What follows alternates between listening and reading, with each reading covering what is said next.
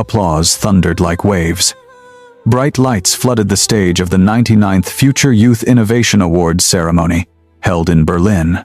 Outstanding young individuals from over 20 countries ascended the stage one by one, holding their awards high with smiles full of pride. The host, in an elegant suit, introduced the nationality and achievements of each laureate in fluent English. Below the stage, media representatives with zoom lenses and flashes that never ceased for a second. When it was her turn to go on stage, the host announced with a smile, "And now, I invite the winner from Pakistan, one of the representatives of the Indian subcontinent, Fatima."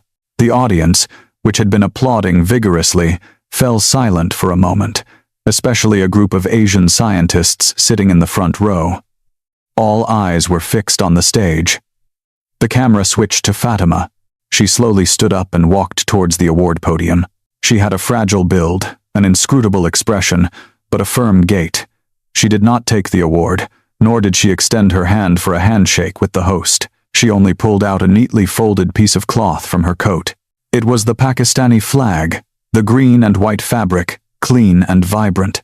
She held this flag up before the live cameras, before the eyes of viewers from all over the world, and then slowly, inch by inch, began to tear it to pieces. In the next second, a dead silence fell over the hall. No one made a sound. The host stood frozen with his mouth open, watching as she threw the torn shreds of the flag onto the floor and then turned to face the audience. She said, "If you will not allow me to represent Pakistan, then I would rather tear this flag with my own hands." At that moment, all eyes, all camera lenses, were fixed on her. Fatima was a thorn that grew on land that did not bow its head. No one knew when her bones had become so strong, when she would grow old and be forgotten. But everyone who knew her remembered that she never bowed her head to anyone. She was born into a modest family in Lahore. Her father was a civil engineer, her mother a primary school teacher. From childhood, she was a good student, always standing at the board to answer questions, looking directly at the teacher without the slightest hesitation. She wasn't loud or boisterous, but her classmates felt she was difficult to approach. She often penned sharply worded articles for the college magazine. Once, she said that the education system is a frog being boiled in slow water, she was reported, and a teacher called her in for a talk. She replied calmly, "I simply told the truth. I do not accept an education that teaches silence."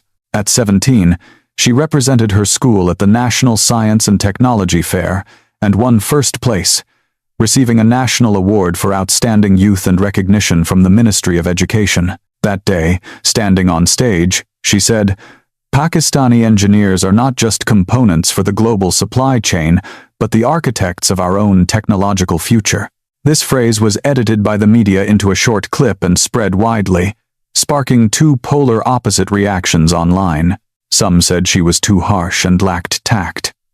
Others said she spoke what many young people wanted to say but didn't dare. At 18, she received a full scholarship from the Technical University of Berlin in Germany. During the summer before leaving the country, she hugged her parents at the airport. Her mother secretly slipped a small flag into her hand. It was the flag of Pakistan. She nodded, took it, and placed it at the bottom of her backpack without saying a word. She knew this small symbol could bring many unnecessary troubles in the future. But she knew even better that what she represented were not political slogans, but the roots within her. For the first 6 months after arriving in Germany, she worked hard to adapt to the language, culture, food, and climate. Everything was different from what she had imagined. At the university, she was the only student from Pakistan. When she introduced herself, most people would reflexively ask, "Are you from India?" She would always reply, "No, I am Pakistani." This answer was sometimes met with a friendly smile, and sometimes with furrowed brows and arguments. A German PhD student once said to her sarcastically in front of others during a group project presentation, "A country known for its cricket and textiles also does high-tech?" She listened until he finished, but didn't argue. She simply brought up a chart of the global IT service outsourcing market and pointed to the section on Pakistan, saying, "A significant portion of the world's freelance software development and its support is handled from here." After that, the guy said nothing more, and their group received the highest grade in the course. Everyone stood up and applauded her. In her second year, she developed a model for improving the process of semiconductor manufacturing at low temperatures and unexpectedly won the gold medal at the university's internal innovation competition. One of the jury members was a top executive at a famous German chip company. He immediately said he would be happy to recommend her for the International Future Youth Innovation Competition, which was to be held in Berlin. It was a high-level competition for young researchers from all over the world, requiring several rounds of selection. When she applied, she didn't have high hopes, because she had never seen the word Pakistan in the lists of past finalists. But the unexpected happened. She received an official invitation from the organizers. It had her name, the title of her work, and in the nationality field, Pakistan. She clutched the piece of paper and stared at it for a long time, then opened her laptop and wrote a reply confirming her participation. During the months of preparation for the competition, she was unusually quiet. Her roommate even thought she was sick.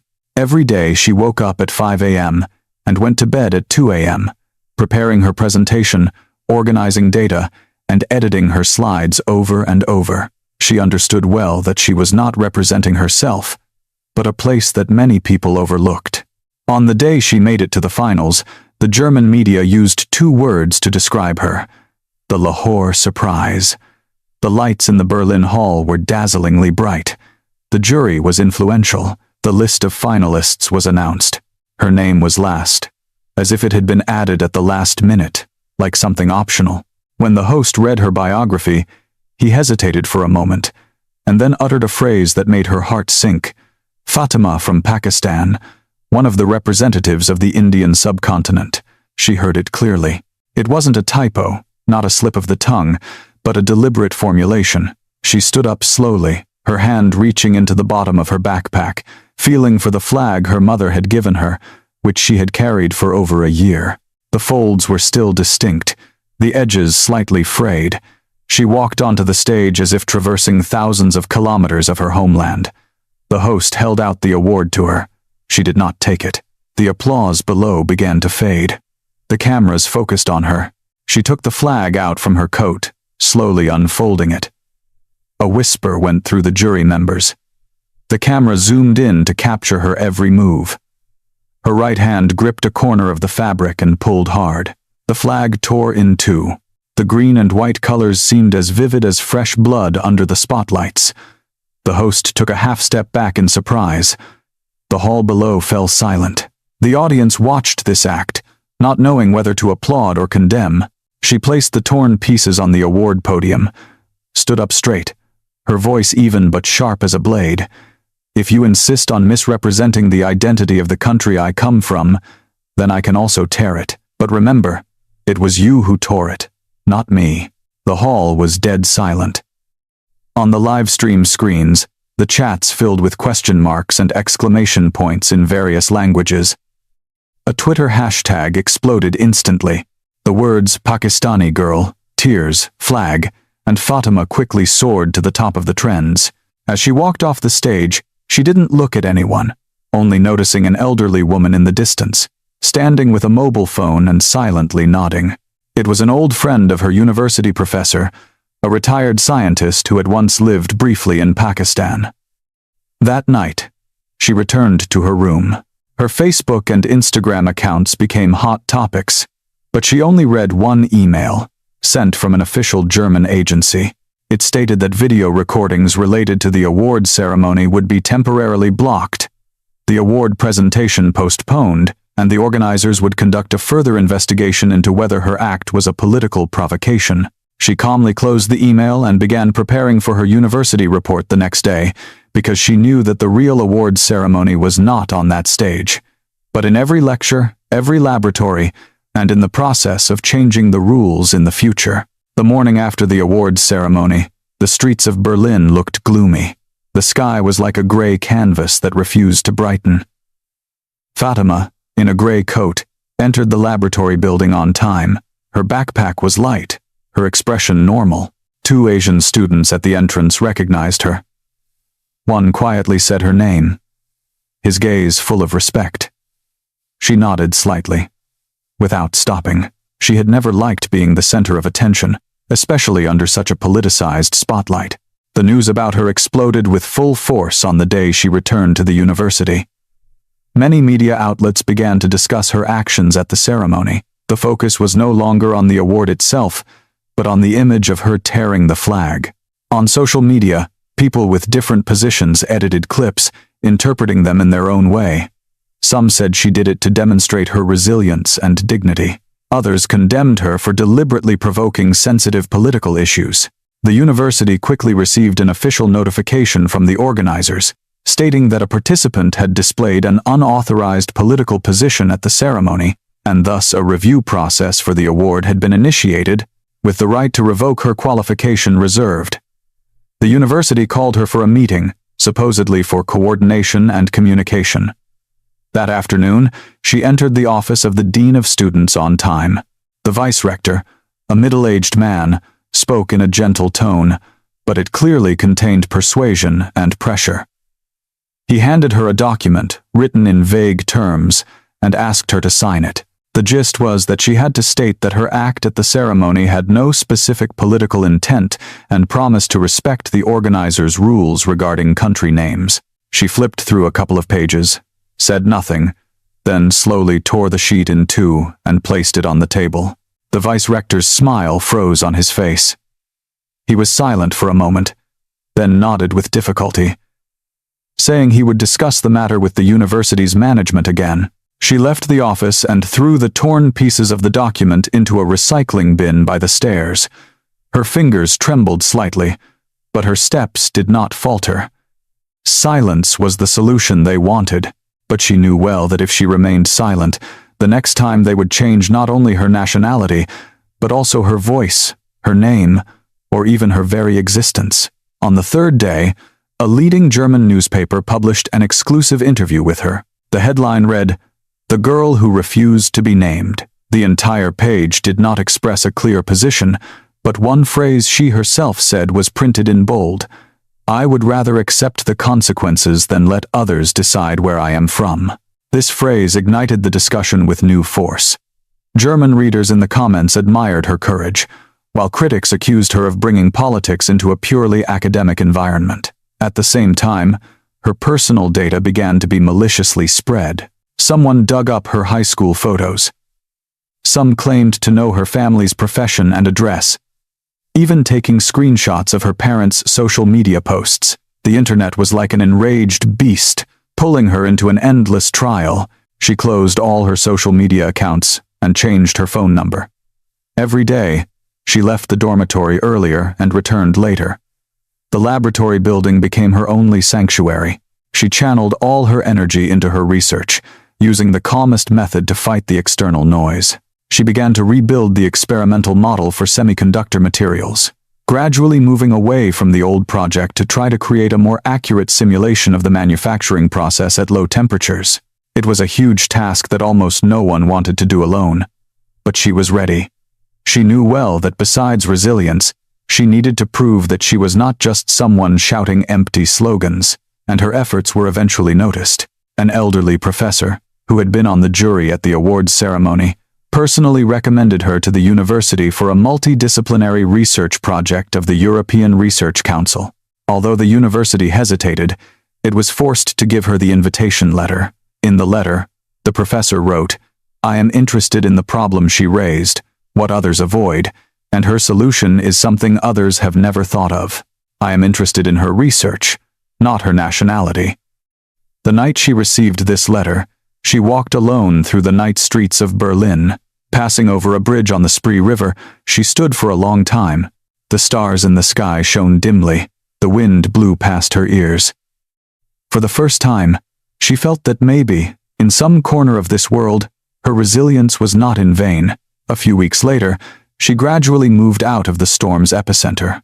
A part of the academic community from various German universities signed a joint statement calling for respect for the authentic identity of foreign students and opposing the use of a single political language that suppresses diversity. Some student representatives even organized an essay contest in the university journal, on the theme, "Where I Am From is for Me to Decide." The cover of the first issue featured her silhouette from behind, and the organizers, who had previously announced the postponement of the award after a secret meeting, eventually changed their position, stating that they would not pursue the participant for her actions and would respect the cultural differences and naming of each region in the next list of laureates.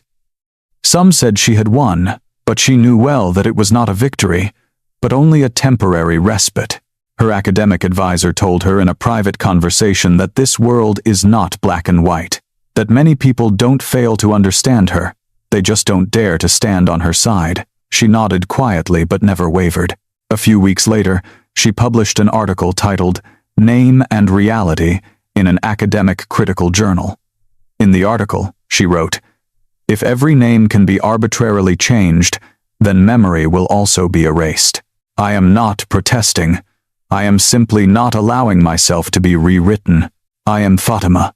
I am from Pakistan. This is my reality, not someone else's opinion." This article sparked an even wider discussion among international scholars and prompted many who had previously been silent to begin openly expressing their support. Even some foreign professors used her case as an example in their lectures to talk about the boundaries between identity and the academic world. Silence was followed by a storm, and she stood in its center, never bowing her head. Spring arrived later than expected. The magnolias at the university were just beginning to bloom. Fatima sat in a corner of the laboratory. The faint sunlight from the window fell on the edge of her laptop, creating a small, warm spot. She was typing intently, biting her lower lip, preparing materials for a presentation. In 3 days, she was to participate in an international summit for young researchers in Geneva. Participants came from over 30 countries and regions. Initially, she had declined the invitation. The invitation letter arrived 2 months after the incident. The organizers had not specified her nationality, simply using the term participant from South Asia to define her. She had encountered such vague formulations countless times. But, strangely, a representative from the organizers later sent her a personal email, stating that they hoped to respect her own definition of where she was from, without the need for compromise, and would not censor the content of her speech. This information was a non-public promise that the organizers had agreed upon internally. She hesitated for a long time and finally decided to participate. She no longer wanted to be the person who created inconvenience for the world, but even more, she did not want to be someone the world could easily relabel. For this speech, she prepared only 8 minutes. No complex diagrams, no long explanations. She touched on only 2 questions. Has the development of technology become detached from the human position? And can Pakistan be understood as an independent entity? She stood on the stage in the conference hall in Geneva, in a dark blue suit, without much makeup. She knew well that this was not a stage for performance, but a battlefield. She began by presenting Pakistan's achievements over the past few years in the production of key electronic components, circuit design, and high-precision sensors, pointing out how important this data is in the global technology supply chain. The audience in the hall gradually quieted down. Then she changed her tone and delivered the most sensitive phrase. If Pakistan is an unutterable name, then should the technological contributions we give to the world also be anonymous? As soon as this phrase was spoken, there was a moment of silence in the hall, followed by applause. It was not deafening, but it was sincere and weighty, like drops of water falling into a deep well, echoing for a long time. After her speech, she did not stay to talk to anyone, immediately turning and leaving the hall. She was very tired, but compared to before, it was a calm after liberation. When she returned to Berlin, she found that she had become a key figure of the Geneva Forum. Although she tried to avoid interviews, videos of her speech were cited by many media outlets. Even more surprisingly, the same German host who had once questioned her, at the end of his program, said a phrase, "This world doesn't always need to choose a side. Sometimes, the choice is simply to tell the truth." Fatima said she is from Pakistan. Perhaps we should have listened to her carefully, instead of rushing to correct her. When she saw this phrase, She was silent for a long time, not because she was moved, but because she finally understood that resilience is not always misunderstood. At that time, more and more foreign universities began to open a Pakistan option in their nationality registration systems, no longer considering it part of some region, and more students began to stand up and talk about similar experiences. Her story became a fire that illuminated previously hidden problems. She herself gradually returned to a normal life. No more commenting, no more explaining. She knew she had done enough. The rest was for others to pick up. She applied for a research project that did not require evaluation from high-level experts. The research topic: atomically precise manufacturing of nanomaterials at low temperatures. This was an area where she was strong, and the best way to avoid controversy. On the day her application was approved, she told no one. She just wrote a small line on a blank page of her notebook. "I exist not because others recognize me, but because I remain myself." 2 months later, she received an anonymous letter from Pakistan. The letter contained only one sentence, with no sender's name. "Thank you for not letting them call us by a foreign name in front of the world." She looked at the letter, and tears welled up in her eyes. She slowly put it away in a drawer. In the end, her name was remembered, not because of the award, not because of the torn flag, not because of the controversy, but because she made people seriously look at the truth. Pakistan is not just a word on a map, not just a name from the mouths of others, but a place where people are born, which they defend, and for which they are willing to accept any consequences. That flag was torn, but the land behind it did not break. It still stands in the wind, towering among the clouds. The ocean waves crash against the shore, and there are countless others like her, who stand in silence. If you were impressed by her determination, please give a like so more people can see her story. Please leave your comment to support every name that refuses to be rewritten. And don't forget to subscribe to our channel. We will continue to bring you true and powerful stories.